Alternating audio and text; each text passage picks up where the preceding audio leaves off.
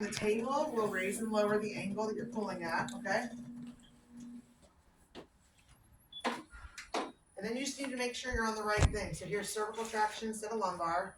We're gonna hit the edit and we're gonna do the same thing, that reverse L that we set up. So edit min-max, if this is the first treatment, we're gonna do maybe 12 or 15. My min, I usually back down to about half of that, so 7 or 8. And then I can go to my hold and rest times, and it defaults to 60-20. I like that pretty well for nerve decompression, which is the primary reason we're using this. I don't need to worry about my speed or my rope release, remember, because I've already done that. I'm going to get rid of my steps. This is a recap from our super fast. To get rid of your steps, just make step 1. Remember, a step is sort of like having a ramp. And for our purposes, we don't usually need it. And if you do, you might need 2 steps where it goes halfway and stops and then halfway. You don't need 6 steps. Okay? I have it set for intermittent traction. I'm going to set it for 8 minutes. And then I'm ready to go. So I'm not going to turn it on, but I'm going to have Rachel come lie down just so I can show you positioning. Okay, I always kind of grab their head and cup it down because then that way if they go back and they're not in the right position, they don't clock their head on one of these things. I can guide it and say, come back towards me a little bit or whatever I need.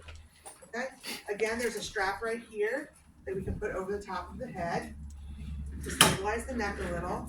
And then what I'm going to do is I'm just going to take a look in here. You're good. Just get your hair out of the way. There you go.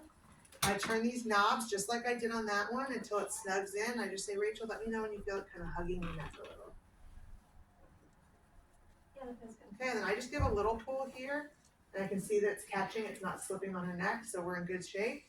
Her legs can be wherever comfortable. If I don't want her to hold them up, I can always put one of these underneath. I would put one underneath each knee, the other one's just over there. You can put a pillow, they can lay with their legs straight. The leg position doesn't matter at all, it's purely comfort, okay? And then I'd give her safety, right? I'd give her a bell, I'm not gonna do it right now. And then I just hit start and that's it. It's just gonna pull nice and gently. Here's the one thing I wanna point out on cervical traction. If you get them all set up, I'm gonna take this out for a minute, and then you realize, oh, that doesn't look like enough of an angle. You have to get them out before you adjust the angle. Because, you can go ahead and sit up for a minute. Because watch what happens. I want you to picture Rachel's head in here. That's going up. Now when I go down, it's gonna start to pull. It's sliding back, and it's gonna start to pull, and it's gonna be pulling on her neck already. So it's not comfortable for them, and it doesn't give them a good sense of security. So if you want to adjust the angle, it's not like lumbar where we're adjusting a rope. We're actually adjusting their neck angle. So have them sit up for a minute, adjust it, and then have them lie back down. Okay? Then when you're done, rope release to get the slack. I often have to pull it up here. I don't know why I have so much trouble with that, but that part you guys can figure out. I will say something that people have difficulties with the rope release was they were stopping it, but there was still a lot of tension.